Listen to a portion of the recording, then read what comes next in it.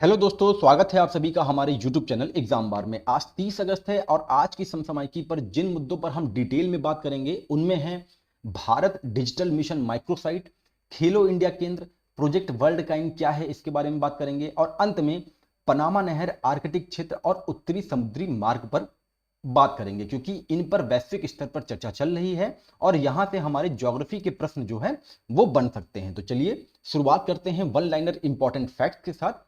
Bharat ADB Asian development bank के साथ मिलकर दिल्ली में जलवायु परिवर्तन और स्वास्थ्य केंद्र स्थापित करेगा। इससे पहले भी भारत एक अंतर्राष्ट्रीय संस्था डब्ल्यूएचओ के साथ मिलकर गुजरात के जामनगर में centre for global traditional medicine की स्थापना कर चुका है। आगे बात करें, विश्व के पहले BS6 स्टेज 2 ईंधन वाहन की शुरुआत हो गई है। कहां पे हुई है? नई दिल्ली में हुई है और ये 100% इथेनॉल से चलने वाली कार है और किसके द्वारा बनाई गई? टोयोटा किर्लोस्कर मोटर द्वारा ये बनाई गई है। तो ऐसे ही आपको इंपॉर्टेंट फैक्ट्स जो है निकालकर ध्यान रखने होते हैं। श्री धर्मेंद्र प्रधान ने एनसीईआरटी और यूनेस्को द्वारा विकसित एक कॉमिक बुक है जिसका नाम है लेट्स मूव फॉरवर्ड, इसका उन्होंने शुभारंभ किया। तो लेट्स मूव फॉरवर्ड किसके द्वारा बनाई गई? एनसीईआरटी और यूनेस्को द्वारा। प्रधानमंत्री नरेंद्र मोदी के भाषणों पर एक पुस्तक है जिसका नाम है सबका साथ, सबका विकास और सबका विश्वास। इस पुस्तक का अनावरण हुआ है, किसके द्वारा किया गया? श्री अनुराग सिंह ठाकुर और मध्य प्रदेश के मुख्यमंत्री शिवराज सिंह चौहान के द्वारा। अब आगे बात कर लेते हैं। महाराष्ट्र से एक न्यूज आई है। महाराष्ट्र अपने राज्य में फुटबॉल के प्रति क्रेज बढ़ाने के लिए जर्मनी के प्रसिद्ध पेशेवर फुटबॉल लीग बुंदेसलीगा के साथ एक समझौता ज्ञापन पर हस्ताक्षर करता है। अब आगे बात करते हैं रेल मंत्रालय से जो न्यूज आई थी। रेल मंत्रालय के अनुसार पिछले 9 वर्षों में रेलवे की सौर क्षमता 54 गुना बढ़ गई है, जो कि इंपॉर्टेंट भी है। इसको लेकर प्रधानमंत्री ने ट्वीट भी किया था और मार्च 2014 तक शुरू की गई सौर ऊर्जा क्षमता जो कि 3.68 मेगावाट थी और 2014 से 23 के मध्य 200.31 मेगावाट सौर ऊर्जा क्षमता प्राप्त कर ली गई है। अब आगे बात कर लेते हैं गीतिका श्रीवास्तव न्यूज में क्यों चल रही थी। तो गीतिका श्रीवास्तव को इस्लामाबाद में भारतीय उच्चायोग में प्रभारी डी अफेयर के पद पर नियुक्त किया गया है और यह पद संभालने वाली वो पहली महिला राजनयिक हैं। अब ये प्रभारी डी अफेयर क्या होता है? प्रभारी डी अफेयर का पद वो होता है जब किन्हीं दो देशों के बीच में राजनीतिक संबंध अपने बहुत ही निम्नतम स्तर पे होता है तो प्रभारी डी अफेयर का पद जनरेट किया जाता है और एक तरीके से आप कह लीजिए कि ये जो है मतलब कि राजदूत के रूप में ही वहां पे काम करेंगी।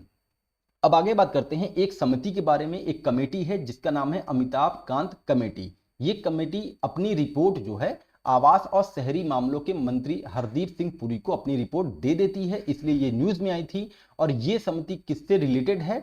यह रिलेटेड है रियल एस्टेट पर। रियल एस्टेट परियोजनाओं को गौर करने और उन्हें पूरा करने के तरीके के लिए ये 14 सदस्यीय समिति का गठन जो है मार्च 2023 में किया गया था। तो इंपॉर्टेंट होगा, इसको आप ध्यान रखिएगा।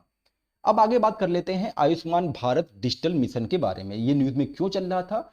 तो होता क्या है कि राष्ट्रीय स्वास्थ्य प्राधिकरण ने देश भर में आयुष्मान भारत डिजिटल मिशन को त्वरित रूप से अपनाने के लिए 100 माइक्रोसाइट परियोजना की घोषणा करती है और इसी के साथ मिजोरम अपनी राजधानी आइजोल में Ayushman Bharat digital mission microsite संचालित करने वाला पहला राज्य बनकर एक उल्लेखनीय उपलब्धि प्राप्त कर लेता है। और इस माइक्रोसाइट के तहत क्षेत्रों में निजी क्लिनिकों, छोटे अस्पतालों, प्रयोगशालाओं सहित सभी स्वास्थ्य सुविधाओं को आयुष्मान भारत डिजिटल मिशन सक्षम बनाया जाएगा और मरीजों को डिजिटल स्वास्थ्य सेवाएं प्रदान की जाएंगी। अब जब बात यहां पे आयुष्मान भारत डिजिटल मिशन की हो रही है तो इसकी शुरुआत सितंबर 2021 में होती है और इसका उद्देश्य सभी भारतीय नागरिकों को हेल्थ रिकॉर्ड का डिजिटलीकरण कर डिजिटल स्वास्थ्य आईडी प्रदान करना है। मिजोरम के अलावा आंध्र प्रदेश, मध्य प्रदेश, उत्तर प्रदेश जैसे अन्य राज्यों में भी माइक्रोसाइट के कार्यान्वयन के संबंध में महत्वपूर्ण प्रगति की जा रही है। अब आगे बात करते हैं खेलो इंडिया के बारे में। तो होता क्या है कि अनुराग सिंह ठाकुर जयपुर के सवाई मानसिंह स्टेडियम में राजस्थान राज्य में 33 खेलो इंडिया केंद्र का उद्घाटन अभी हाल ही में करते हैं। अब जब बात यहां पे खेलो इंडिया की आ रही है तो खेलो इंडिया की शुरुआत वर्ष 2017 में हुई थी। जमीनी स्तर के एथलीटों को एक मंच देने के रूप में हुई थी और इसी योजना का परिणाम है कि भारत अब खेल राष्ट्र के रूप में बदल चुका है और आप लोग देख रहे होंगे भारत हर खेल में बहुत ही बेहतरीन प्रदर्शन कर रहा है। और इस योजना के तहत और कौन कौन से खेल स्टार्ट हुए हैं? खेलो इंडिया यूथ गेम्स स्टार्ट हुआ है 2018 में, खेलो इंडिया यूनिवर्सिटी गेम्स की शुरुआत हुई है 2020 में, और साथ ही खेलो इंडिया शीतकालीन खेल की शुरुआत हुई है 2020 में। अगर हम बात करें खेलो इंडिया यूथ गेम 2023 की, तो इसका जो मेजबान राज्य था वो एमपी था, आपको इसको ध्यान देना होगा। खेलो इंडिया यूनिवर्सिटी गेम्स 2023 का जो मेजबान था वो यूपी था। यूपी के 4 शहरों में होता है, वाराणसी, गोरखपुर, गौतम बुद्ध नगर और आपका लखनऊ में, ये 4 शहरों में इसकी मेजबानी की जाती है। और पदक तालिका की बात कर लें, क्योंकि यूपी से रिलेटेड है तो थोड़ा सा और बात कर लेते हैं। तो पदक तालिका में पंजाब यूनिवर्सिटी जो है वो शीर्ष पे है। उसके बाद जो यूनिवर्सिटी आती है वो आती है गुरु नानक देव यूनिवर्सिटी, ये भी जो है आपका पंजाब से है। और फिर जो तीसरे नंबर पे है वो आती है जैन यूनिवर्सिटी, इसका संबंध जो है कर्नाटक से है। और साथ ही बात कर लेते हैं शुभंकर की, तो इसका शुभंकर खेलो इंडिया यूनिवर्सिटी गेम्स 2023 का शुभंकर जो है वो है जीतू। तो ऐसे इंपॉर्टेंट फैक्ट्स है जिसको आपको ध्यान रखना होगा। खेलो इंडिया शीतकालीन खेल 2023 की जो मेजबानी किया था वो जम्मू कश्मीर किया था। जम्मू कश्मीर के गुलमर्ग में इसका आयोजन किया जाता है। अब आगे बात करते हैं प्रोजेक्ट वर्ल्डकाइन के बारे में। हाल ही में artificial intelligence company open AI द्वारा वर्ल्डकाइन नामक एक प्रोजेक्ट लॉन्च किया जाता है।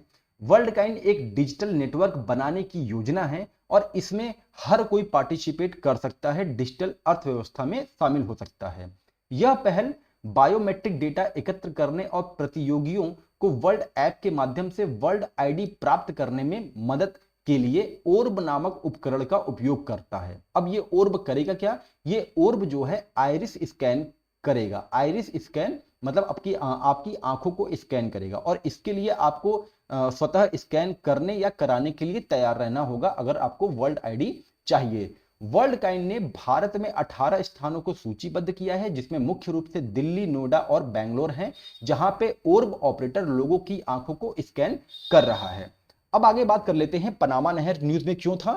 तो पनामा नहर एक भीषण सूखे का जो है सामना कर रहा है, जिसके कारण मालवाहक जहाजों को पनामा नहर से गुजरने में व्यापक देरी हो रही है, इसलिए ये न्यूज में आया था। अब हमको जो चीजें जाननी चाहिए वो ये जाननी चाहिए कि इसकी शुरुआत कब से हुई, ये कब बना और ये किन महासागर पे है। तो पनामा नहर मानव निर्मित एक जलमार्ग है जो कि प्रशांत महासागर और अटलांटिक महासागर को जोड़ता है। ये वाला एरिया जो है आपका प्रशांत महासागर का है और ये आपका अटलांटिक महासागर है, और यहाँ पे है आपका पनामा नहर।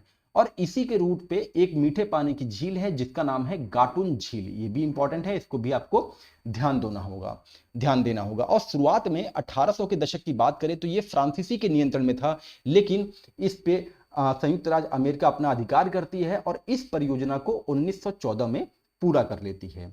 अब आगे बात करते हैं आर्कटिक क्षेत्र और उत्तरी समुद्री मार्ग की कि ये न्यूज में क्यों था।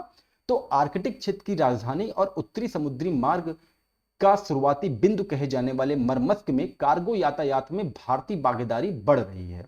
2023 से पहले 7 महीने मतलब जनवरी से लेकर 2023 के जुलाई तक भारत को मरमस्क बंदरगाह द्वारा प्रबंधित 8 मिलियन टन कार्गो में से 35% प्राप्त हुआ है। अब जब बात यहां पे आर्कटिक क्षेत्र की आ ही रही है तो थोड़ा सा डिटेल में बात कर लेते हैं। तो इस क्षेत्र के साथ भारत तब से जुड़ा है जब फरवरी 1920 में स्लाबर्ड संधि पर हस्ताक्षर किया था। बाद में भारत 2008 में स्लाबर्ड में एक अनुसंधान केंद्र हिमाद्री की स्थापना करता है। अब जब बात यहां पे स्लाबर्ड की आ रही है तो स्पिट्सबर्गेन आर्कटिक महासागर में स्लाबर्ड द्वीप समूह का सबसे बड़ा द्वीप है जो कि नॉर्वे का हिस्सा है। भारत ने वर्ष 2007 में इस क्षेत्र में जलवायु परिवर्तन पर ध्यान केंद्रित करते हुए आर्कटिक अनुसंधान कार्यक्रम शुरू किया था। यह क्षेत्र तेल और गैस के मौजूदा वैश्विक भंडार का 40% अनुमानित भंडार के साथ हाइड्रोकार्बन के लिए सबसे बड़ा अज्ञात संभावित क्षेत्र भी है।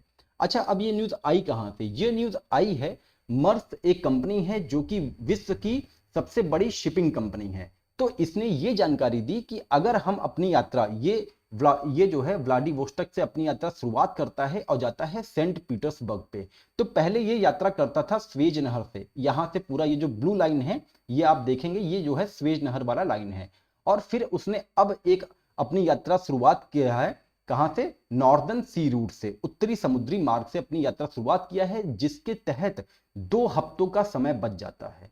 तो इसलिए ये जो है न्यूज में आई थी। अब जब बात यहाँ पे उत्तरी समुद्री मार्ग की हो रही है, तो यूरोप और एशिया प्रशांत क्षेत्र के देशों के मध्य माल वाहन परिवहन के लिए सबसे छोटा शिपिंग मार्ग है। यह 5600 किलोमीटर तक फैला हुआ है। मार्ग बैरेट्स और कारा समूह के मध्य सीमा से शुरू होता है और बेरिंग जल डमरू मध्य में समाप्त होता है। और बेरिंग जल डमरू मध्य में ही प्रोवेडीनिया की खाड़ी है, इसको भी आपको ध्यान देना होगा। वर्तमान में उपयोग की जाने वाली शिपिंग लेन स्वेज या पनामा नहर की तुलना में उत्तरी समुद्री मार्ग 50% तक की दूरी को बचा सकता है। और अगर हम बात करें कि वहां पे लोग क्यों नहीं मतलब कि इस मार्ग का प्रयोग करते हैं, क्योंकि आर्कटिक महासागर वर्ष के अधिकांश समय बर्फ से ढके रहते हैं और रूस ही एकमात्र विश्व का देश है जिसके पास परमाणु संचालित आइस ब्रेकर बेड़ा है। तो ये तो रहा दोस्तों आज का करंट अफेयर। अगर आपको इसका पीडीएफ चाहिए तो टेलीग्राम से आप जुड़ें, वहां पे इसका जो है प्रतिदिन पीडीएफ दिया जाता है। और साथ ही हम बता दें कि इस हफ्ते की जो हमारा दूसरे भाग का टेस्ट सीरीज था उसको जो है बहुत जल्द करवाया जाएगा। मिलते हैं अपने अगले कंटेंट के साथ, तब तक अपना आप ध्यान रखिए। नमस्कार, जय हिंद, जय भारत।